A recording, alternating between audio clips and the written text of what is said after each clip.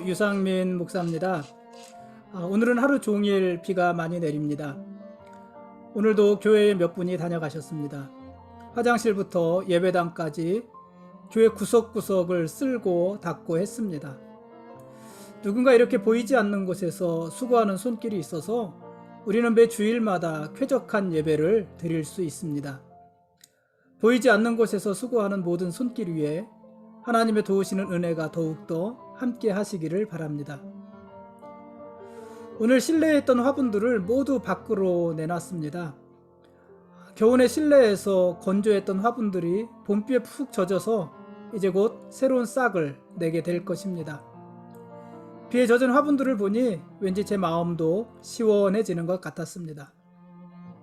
오늘 말씀 보시겠습니다.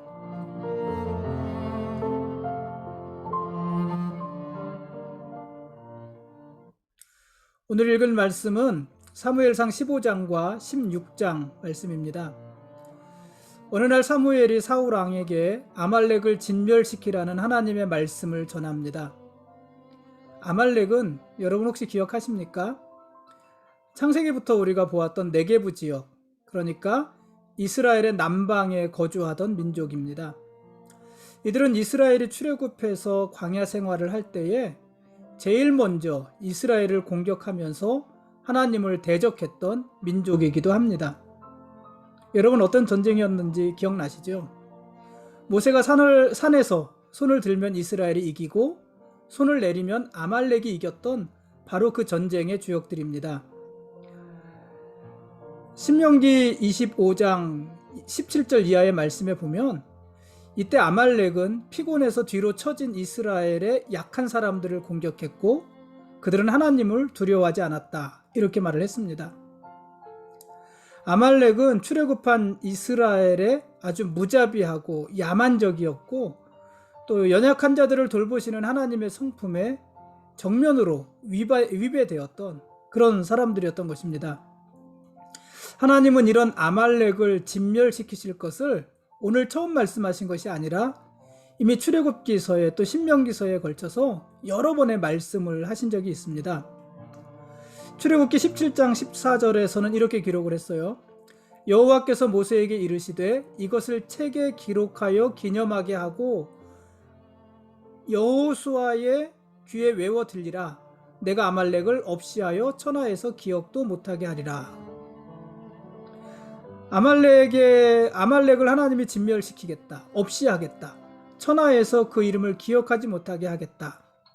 이 사실을 너희는 책에 기록하여 잊어버리지 말아라. 이렇게 말씀하고 있는 것입니다. 또 신명기 25장 19절에서는 이렇게도 말씀하셨습니다. 그러므로 네 하나님 여호와께서 내게 기업으로 주어 차지하게 하시는 땅에서 네 하나님 여호와께서 사방에 있는 모든 적군으로부터 내게 안식을 주실 때에 너는 천하에서 아말렉에 대한 기억을 지워버리라. 너는 잊지 말지니라. 이스라엘이 가나안 땅에 들어갔을 때 그곳에서 하나님께서 그 모든 땅을 차지하게 하시고 적군들로부터 안식을 주셨을 때 너희는 아말렉을 진멸하라는 말씀이에요. 아말렉에 대한 기억을 지워버리라 하는 말씀이고 이 사실을 잊지 마라. 이렇게 말씀을 하십니다. 그러니까 아말렉을 진멸하겠다는 하나님의 뜻은 아주 확고했던 것입니다. 하나님께서 지금 그 일을 사울 왕에게 위탁하시고 있는 것입니다. 블레셋과의 전쟁에서 큰 실수를 했던 사울 왕의 입장에서는 자기의 실수를 만회할 좋은 기회가 온 것입니다. 그렇지 않습니까? 하나님이 작정하시고 시작하시는 전쟁이니 이스라엘이 질 수는 없습니다. 아말렉과 이스라엘의 전쟁의 승패는 이미 정해져 있습니다.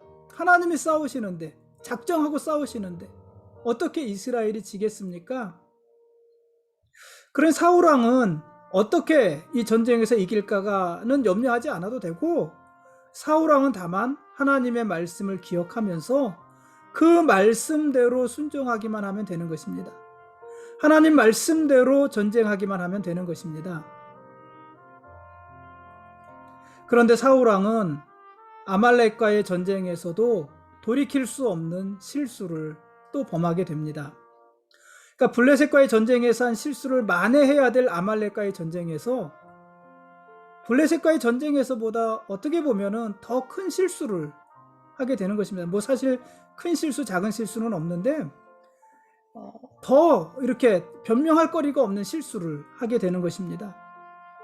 어떤 실수입니까? 아말렉을 진멸하라는 하나님의 말씀을 어기고 아말렉 왕 아각을 살려둔 것입니다.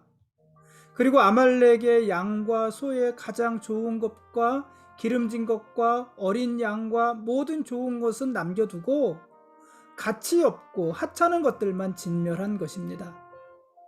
하나님의 말씀대로 하지 않은 것이죠. 사울왕은 사무엘로부터 그 일에 대한 추궁을 받을 때 이런저런 핑계를 댔지만 결국은 하나님 말씀이 아니라 자기 소견에 옳은 대로 그렇게 행하였던 것입니다. 이 일로 인해서 사울은 자기의 왕위조차 보존하지 못하게 됩니다.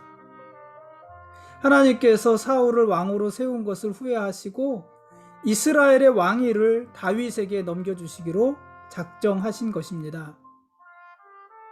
그런데 사울 왕은 왜 아말렉 왕을 살려주고 양과 소의 좋은 것을 남겨두었던 것일까요? 왜 하나님 말씀대로 하지 않고 죽이지 않고 살려둔 것이었을까요?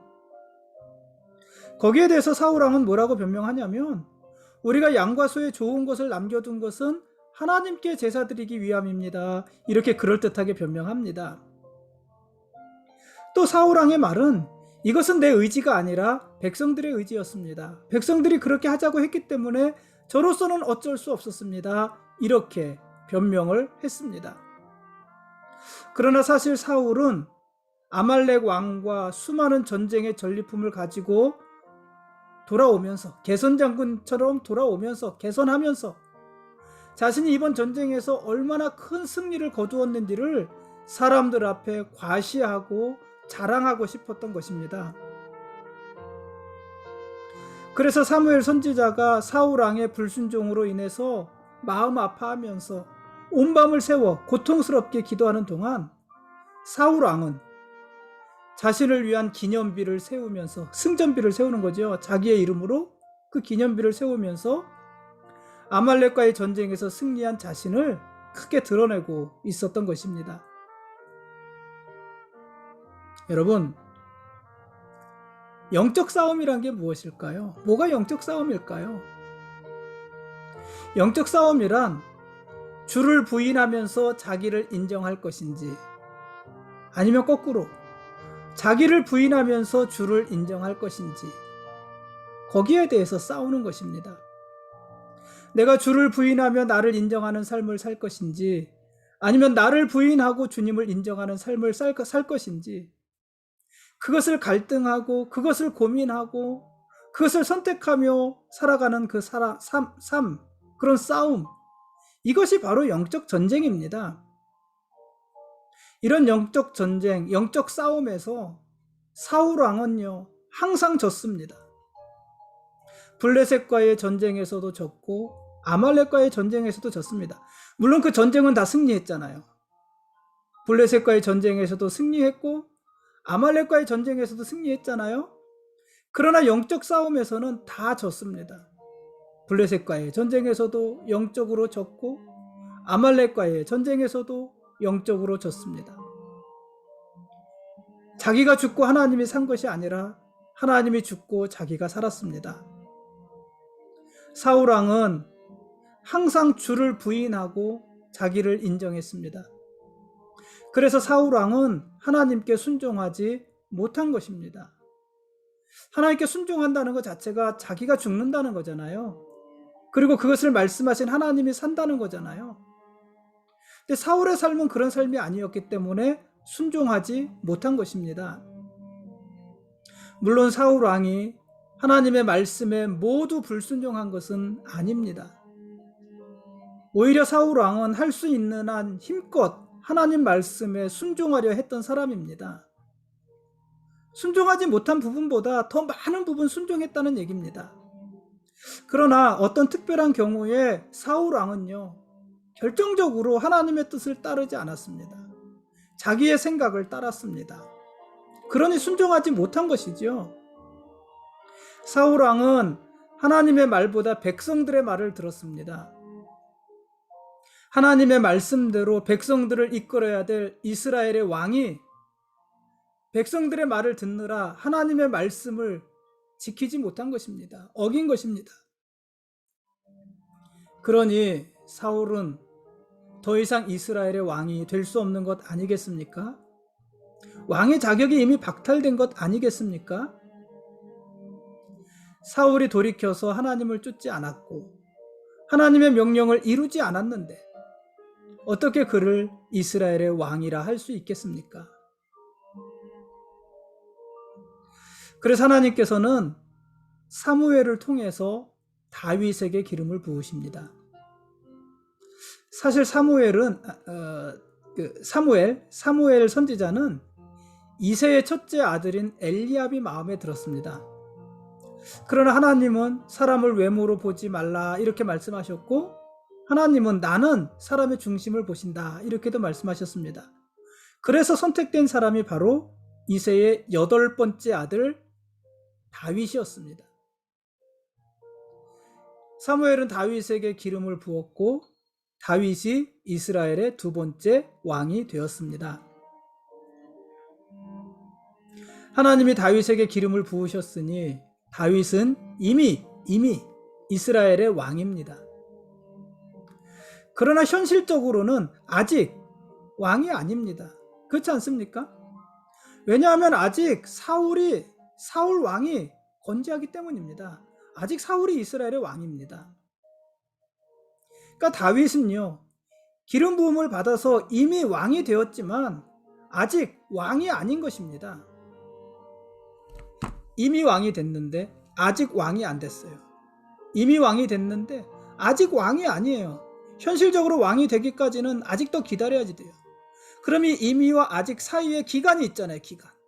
이 기간을 다윗이 어떻게 살겠습니까? 여러분, 이미 왕이 되었지만 아직 왕이 아닌 다윗이 장차 어떤 삶을 살게 될지 여러분 짐작이 가십니까? 앞으로 다윗은요, 사울왕의 집중적인 견제를 받을 것입니다. 사울왕이 속한 베냐민 지파나 베냐민 지파의 형제들인 므낫세 지파, 에브라임 지파를 통해서도 아주 집중적인 견제를 받을 것입니다. 다윗이 살아있는 한 사울의 왕위는요, 그 아들들에게 물려줄 수 없습니다. 그러니 사울 왕은요, 앞으로 다윗을 죽이려고 온갖 방법을 다 동원할 것입니다.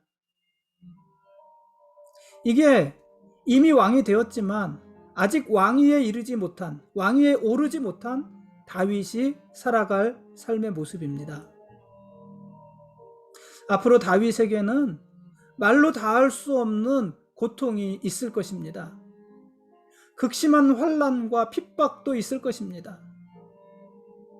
그러나 그런 환난 속에서도요, 다윗은 내가 그런 환난을 받아도 다윗은 이미 왕이잖아요. 이미 이스라엘의 왕이잖아요. 그러니 어떻게 살아야 되겠습니까? 하나님 나라의 왕처럼 살아야 되는 것입니다. 고통받는다고 해서, 핍박받는다고 해서, 마음먹은 대로 모든 일이 되지 않는다고 해서 자기 마음대로 함부로 살 수 없고, 아무리 삶의 형편이 자기 뜻대로 되지 않는다 하더라도 하나님 나라의 왕처럼, 이스라엘의 왕처럼 그렇게 살아야 됩니다. 왜냐하면 이미 왕이기 때문에 그렇습니다.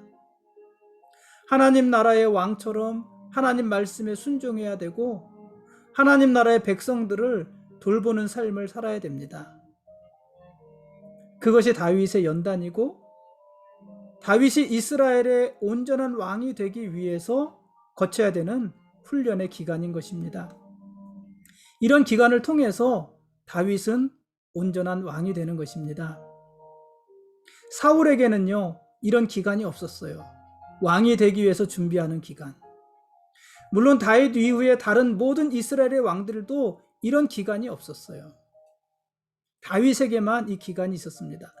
마치 예수님께서 공생의 3년의 사역을 위해서 30년 동안 준비하는 삶을 사셨던 것처럼 다윗도 왕이 되기 위해서 이런 준비하는 과정을 거쳤고, 어쩌면 그래서 다윗이 하나님 마음에 합한 왕, 온전한 왕, 선한 왕, 그런 왕이 되었던 것인지도 모를 일입니다.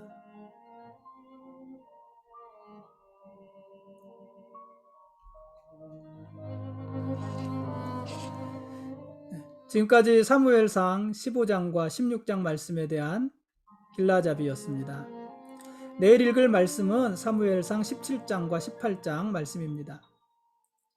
드디어 다윗이 등장했습니다. 와, 그쵸? 드디어 다윗이 등장했습니다. 어쩌면 지금까지 사무엘상의 모든 이야기는 다윗을 등장시키기 위한 과정이었는지도 모릅니다. 들에서 아버지의 양을 지키던 다윗이 졸지의 기름 부음을 받고 왕이 되었습니다. 그러나요, 상황은 변한 것이 없습니다. 이스라엘의 왕은 여전히 사울이었고, 다윗은 여전히 아버지의 양을 지키는 목동에 지나지 않았습니다. 그런데 그 무렵 이미 여호와의 영이 떠난 사울에게 악령이 들었습니다. 사울 왕은 악령으로 인해서 아주 크게 번뇌했다, 이렇게 성경이 기록을 합니다.